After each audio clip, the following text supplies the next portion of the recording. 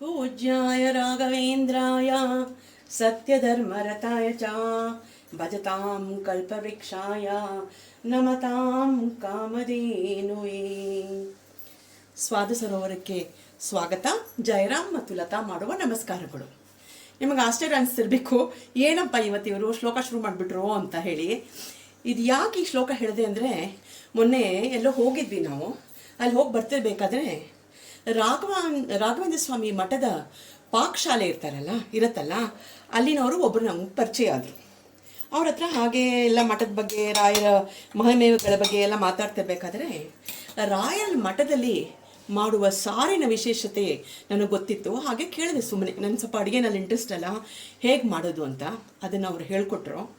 ಅದನ್ನೇ ಇವತ್ತು ರಾಯರಿಗೆ ನಮ್ಮ ಮನೆಯಲ್ಲಿ ಅರ್ಪಿಸೋಣ ಅಂತ ಒಂದು ಚಿಕ್ಕ ಪ್ರಯತ್ನ. ವೀಕ್ಷಕರಿಗೆಲ್ಲ ಇಷ್ಟ ಆಗ್ಬೋದು ಅಂತ ಅಂದ್ಕೊಂಡಿದ್ದೀನಿ. ಈಗ ಮಾಡುವ ಕ್ರಮ ನೋಡೋಣ. ಎಲ್ಲ ರಾಘವೇಂದ್ರನಿಗೆ ಪ್ರೀತಿ.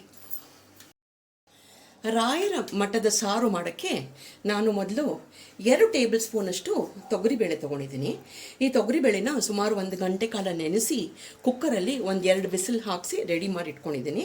ಮತ್ತು ಒಂದು ನಿಂಬೆಹಣ್ಣು ಗಾತ್ರದ ಸೈಜು ಹುಣಸೆ ಹಣ್ಣನ್ನು ಕ್ಲೀನಾಗಿ ತೊಳೆದಿಟ್ಕೊಂಡು ಅದನ್ನು ರಸನ ತೆಗೆದಿಟ್ಕೊಂಡಿದ್ದೀನಿ. ಈಗ ಮಾಡೋದು ನೋಡೋಣ. ಅದಕ್ಕೆ ಪುಡಿ ಮಾಡ್ಕೋಬೇಕು. ಆ ಪುಡಿ ಹೇಗೆ ಮಾಡೋದು ಅಂತ ನೋಡೋಣ. ಪುಡಿ ಮಾಡ್ಕೊಳ್ಳೋಕ್ಕೆ ಮೊದಲು ಬಾಣಲೆ ಸ್ವಲ್ಪ ಬಿಸಿಯಾಗಿದೆ. ಇದಕ್ಕೆ 1/4 ಸ್ಪೂನಷ್ಟು ಇಂಗು ಹಾಕೋತಾ ಇದ್ದೀನಿ. ಮೊದಲು ಇಂಗನ್ನ ಹುರ್ಕೋತಾ ಇದ್ದೀನಿ.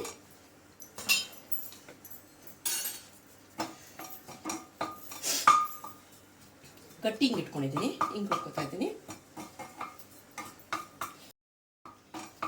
ಇಂಗು ಹುರಿದಾದ್ಮೇಲೆ 1/4 ಟೀ ಸ್ಪೂನಷ್ಟು ಮೆಂತ್ಯ,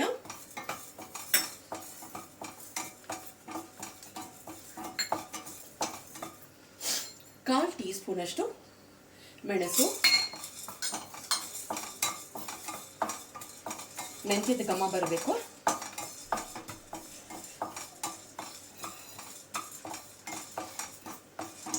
ಮತ್ತೆ 3 ಬ್ಯಾಡಗಿ ಮೆಣಸಿನಕಾಯಿ,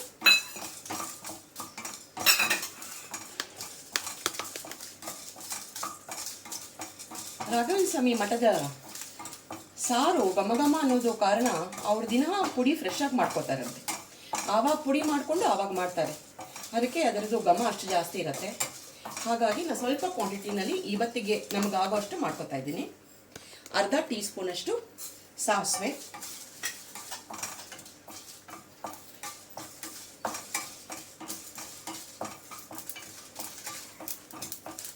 ಸಾಸಿವೆ ಚಿಟಿಟಿ ಅಂತ ಇದೆ. 1 ಟೇಬಲ್ ಸ್ಪೂನಷ್ಟು ಧನಿಯಾ ಅಂದರೆ ಕೊತ್ತಂಬರಿ ಬೀಜ.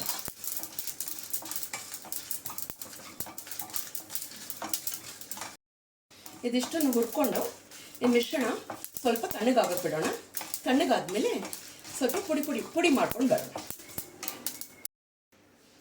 ವೀಕ್ಷಕರೇ, ಜೀರಿಗೆ ಹೇಳೋದು ಬರ್ಬಿಟ್ಟಿದೆ, ಇಟ್ಕೊಂಡಿದ್ದೆ ಪಕ್ಕದಲ್ಲಿ. ಹೇಗಿದ್ರು ಅದ್ರ ಬಿಸಿ ಇದೆ. ಆ ಬಿಸಿಗೆ 1/2 ಟೀ ಸ್ಪೂನಷ್ಟು ಜೀರಿಗೆನೂ ಹಾಕೊಂಡ್ಬಿಡ್ತಾ ಇದ್ದೀನಿ.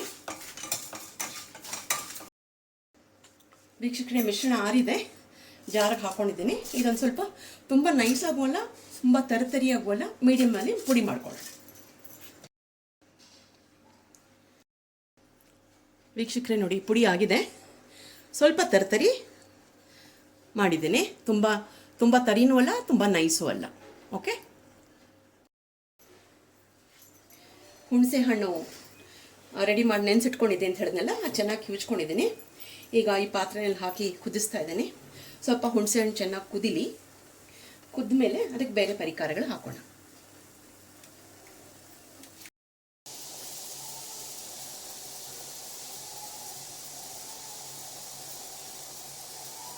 ಹುಣಸೆ ಹಣ್ಣು ಚೆನ್ನಾಗಿ ಕುದೀತಾ ಇದೆ. ಇವಾಗ ಇದಕ್ಕೆ ಒಂದು ಚಿಕ್ಕ ನಿಂಬೆಹಣ್ಣು ಗಾತ್ರದ ಸೈಜ್ ಬೆಲ್ಲ ಇಟ್ಕೊಂಡಿದ್ದೆ. ಬೆಲ್ಲ ಹಾಕೋತಾ ಇದ್ದೀನಿ. 1 ನಿಮಿಷ ಆದಮೇಲೆ 1/2 ಟೀ ಸ್ಪೂನಷ್ಟು ಅರಿಶಿನ,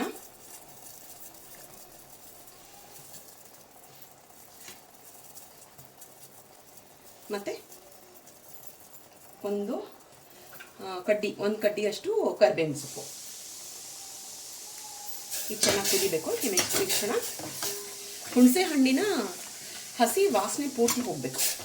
ಅಷ್ಟು ಅಷ್ಟವರೆಗೂ ಕುದಿಬೇಕು. ಮತ್ತು ಸ್ವಲ್ಪ ಬೆಲ್ಲ ಕರಗಲಿ.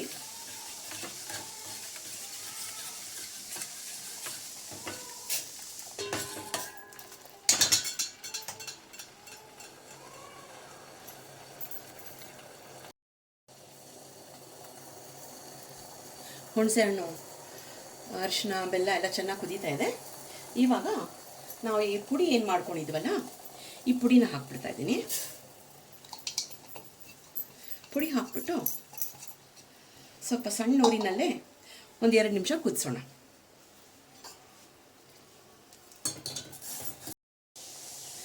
ಪುಡಿ ಜೊತೆಗೆ ಹುಣಸೆ ಹಣ್ಣಿನ ಮಿಶ್ರಣ ಚೆನ್ನಾಗಿ ಕುದೀತಾ ಇದೆ.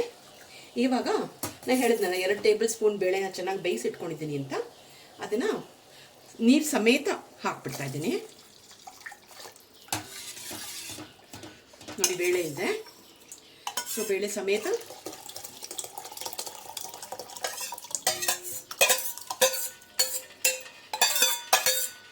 ಹಾಕ್ಬಿಡೋಣ.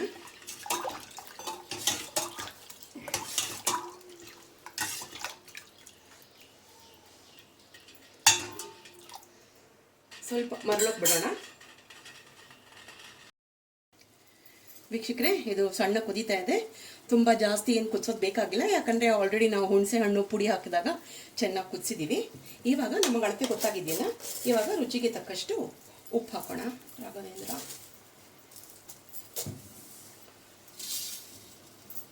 ಮತ್ತು ಇನ್ನೊಂದು ಒಂದಿಷ್ಟಷ್ಟು, ಮತ್ತು ಕರಿಬೇವು, ಮತ್ತು ಕೊತ್ತಂಬರಿ ಸೊಪ್ಪು.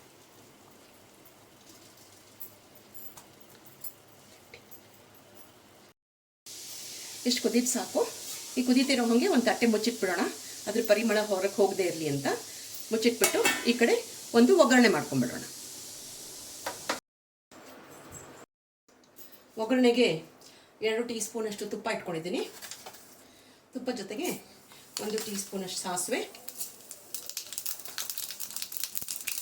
ಅರ್ಧ ಟೀ ಸ್ಪೂನಷ್ಟು ಜೀರಿಗೆ, ಮತ್ತು ಒಂದು 2 ಎಳೆ ಕರಿಬೇವು ಕಟ್ ಮಾಡಿ ಹಾಕಿದ್ದೀನಿ.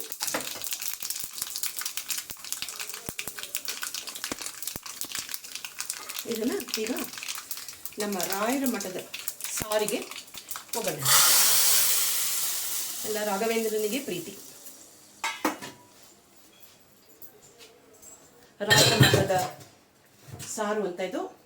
ನೀವು ಮನೇಲಿ ಟ್ರೈ ಮಾಡಿ, ಖಂಡಿತ ಅವನಿಗೆ ಅರ್ಪಿಸಿದ ಮೇಲೆ ಚೆನ್ನಾಗಿ ಬಂದೇ ಬರಬೇಕು. ಈಗ ನಾವು ಇದನ್ನೇ ದೇವರಿಗೆ ನಮಸ್ಕಾರ ಮಾಡಿಬಿಟ್ಟು ಅವನಿಗೆ ಅರ್ಪಿಸ್ಬಿಟ್ಟು ಊಟ ಮಾಡ್ತೀವಿ. ನಮ್ಮ ಸ್ವಾದ ಸರೋವರ ಚಾನೆಲ್ ಯಾರ್ಯಾರು ನೋಡ್ತಾ ಇದ್ದೀರೋ ಪೂರ್ತಿ ವಿಡಿಯೋ ನೋಡಿ, ಲೈಕ್ ಮಾಡಿ, ಶೇರ್ ಮಾಡಿ, ಸಬ್ಸ್ಕ್ರೈಬ್ ಮಾಡಿ, ಮತ್ತು ನಿಮ್ಮ ಸಪೋರ್ಟ್ ನಮಗೆ ತೋರಿಸಿ, ನಿಮ್ಮ ಬಂಧು ಬಳಗದವ್ರಿಗೆಲ್ಲ ಇದನ್ನು ಹೇಳಿ ಶೇರ್ ಮಾಡಿ, ಹೆಚ್ಚು ಜನ ನಮ್ಮ ವಿಡಿಯೋನ ನೋಡೋ ಹಾಗೆ ಮಾಡಿ. ಧನ್ಯವಾದಗಳು. ಮುಂದಿನ ವಿಡಿಯೋ ಸಿಗೋಣ.